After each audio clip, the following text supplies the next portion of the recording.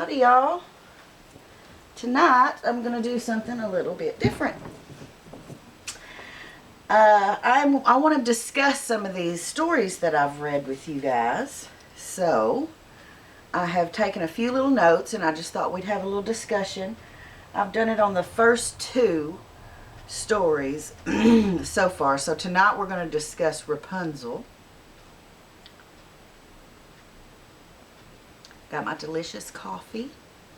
And this time I put a tiny little cube of dark chocolate in there. So it's a mocha latte. And as usual, this is a Grimm's fairy tale. It's unabridged and not for kids. I've got a few notes here I wanted to share with y'all. And we're discussing Rapunzel.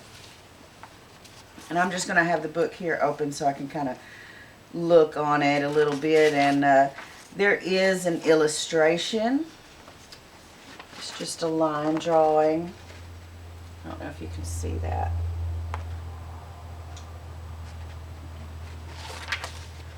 But there's a few little points I want to hit on and discuss with you guys and see what you think about.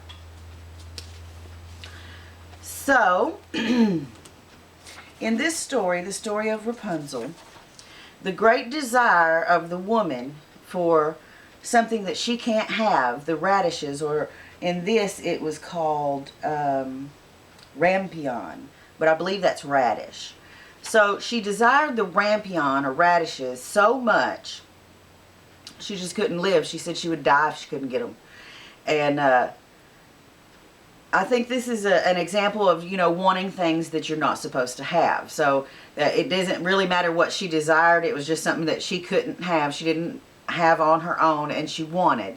So she made such a fuss until her husband went to get the food that she desired, no matter what the cost, even though it was in the witch's yard. I think this may be an example of that old adage, kind of like Adam and Eve in the garden. The woman is always like, do the thing, and pushes the man to go and do the thing. And it's like a joint sin for them. She's encouraging him to do it, but he is doing it. So in the beginning, she couldn't live without this one item.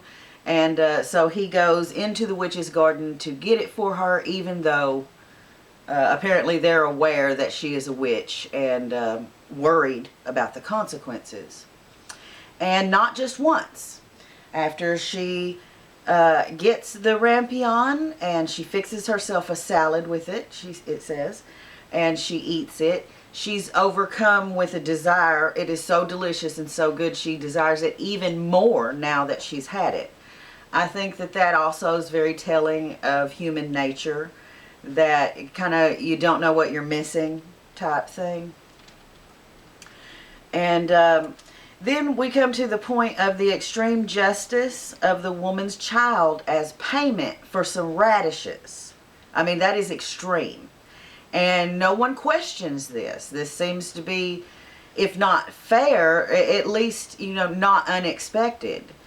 The man steals the radishes, the woman consumes the radishes, they do it again and they get caught. So it's one of those things. It's like, if you keep on doing this, you're going to get caught. That's another little kind of thing that's trying to teach you here with the story. Also, it implies that the witch must be obeyed, because the parents do not hide the child, which in some fairy tales they do. They try to hide under a cabbage leaf or in a rabbit's burrow, all different manner of things. In biblical stories, they tried to hide Moses by putting him in the basket of reeds and setting him on the river. Many different stories indicate hiding children from misfortune. But in this story, in Rapunzel, they do not try to hide the child. They don't try to fight the witch for the child or defend the child. They don't try to trick the witch by substituting a stone or some other type thing to try and keep their child. They just totally submit completely as if they have no choice. And it's kind of implied in the story that they were in the wrong and the witch is in the right. Like, she's got a right to take something from them because they took something from her. But the extremeness of it being their child is, you know, it's not considered outlandish in the story. It's presented as if this is the way that things are. Many fairy tales present things that are of high strangeness as if this is the way that things are. So the child is handed over, and the witch has her, apparently raises her. Most things that I'm discussing are either applied or assumed to be so, because the fairy tales by necessity are quick, short little tales. So because she is the most beautiful child in the world, the witch locks her up in a tower when she turns 12 years old. So obviously she's, you know, protecting her innocence. She wants to protect her treasure, her investment in this young child, and keep her safe from dangers. And it's also implied safe from men because she is so beautiful. So there's no mention of how the witch comes and goes from the tall tower at first. After a period of time, Rapunzel apparently grows enough hair to reach the ground and the witch can come and go. But at 12 years old, even with marvelously magical growing hair, she wouldn't have had several stories of hair. So that's not mentioned. And then, okay, we come to the prince. The prince comes up unannounced. He's been observing in secret, and he sees how the witch goes up. Rapunzel lets down the hair. The witch goes up the hair. So he tries it himself. He mocks the witch's voice, and Rapunzel lets down her hair, and the prince climbs up.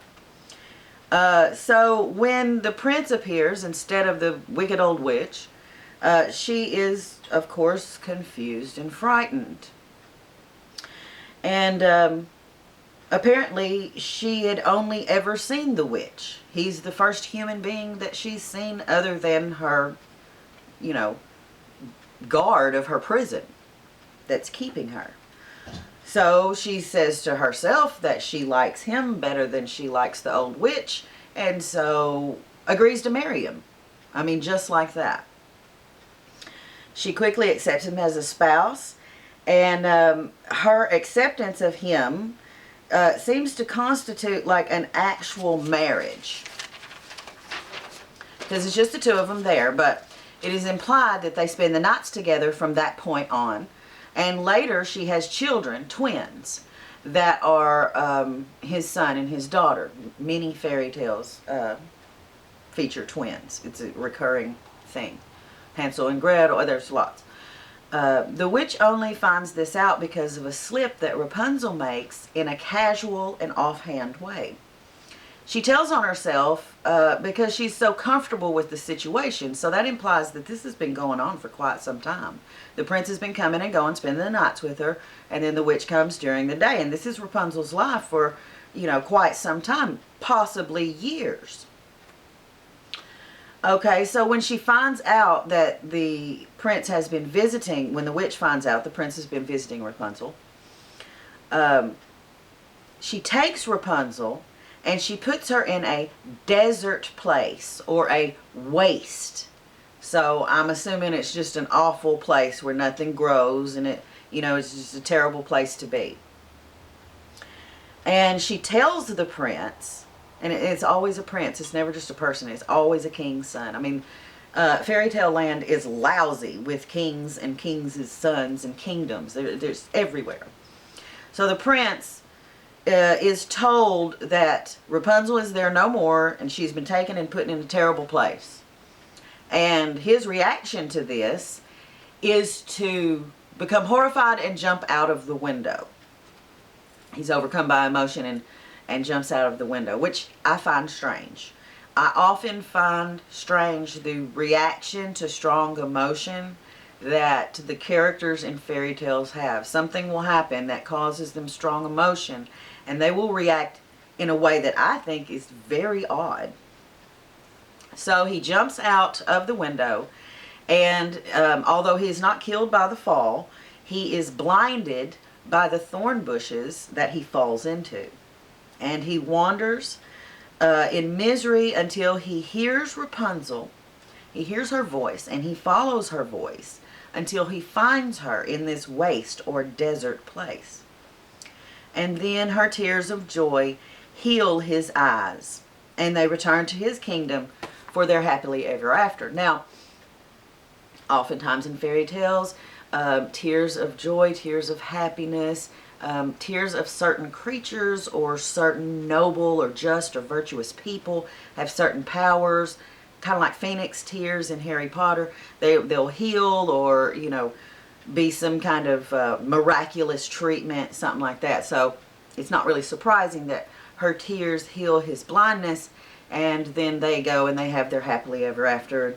His children obviously are accepted as his, and she's accepted as his wife, and there's no problem there.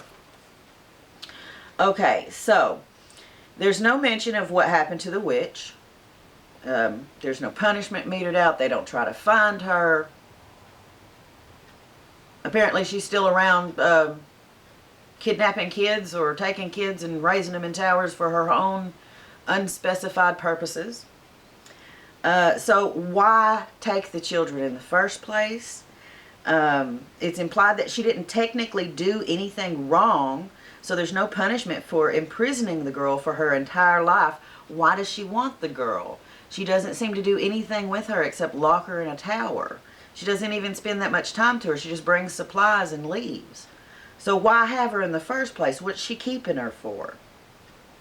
I think this is possibly one of those basic fears that fairy tales often try to push your buttons, and they have discovered many of the basic human fears, and one of that is to have your child taken away or stolen or lost. That's something that you always fear. Every parent fears that. So I think that you've done something wrong. What could be the worst punishment for that? They're going to take your kid. So I think that that's one of the reasons why these kinds of stories exist, is because somebody's like thinking of, what's the most scariest thing I can think of? This is a basic, scary thing that all people are scared of. Okay, also, I had a thought that possibly the garden, the wonderful things in the garden, were bait for the pregnant woman that lived next door. I mean, it seems a little convenient that the witch has a garden growing in sight of a woman that's, about to deliver of a child. And I think it's possible that she placed the vegetables there for that woman to covet. And possibly was the desire for the plant an unnatural desire? Was it really just like a pregnancy craving and she really wanted those radishes? Or could it have been an actual spell that the witch put on the food to cause the woman to desire it so until she passionately insisted upon it to her husband until he went to any length to provide it for her? And that way, did the witch trick them into kind of a loophole where she could take their kid and not really be the bad guy? So that's some of my thoughts on Rapunzel, and I would love to discuss it with you and see what you think about that. So thanks for joining me for a discussion of Rapunzel, and hopefully you enjoyed that and have something you'd like to add, and I'll talk to y'all down in the comments, and I'll see you next time. So be sweet.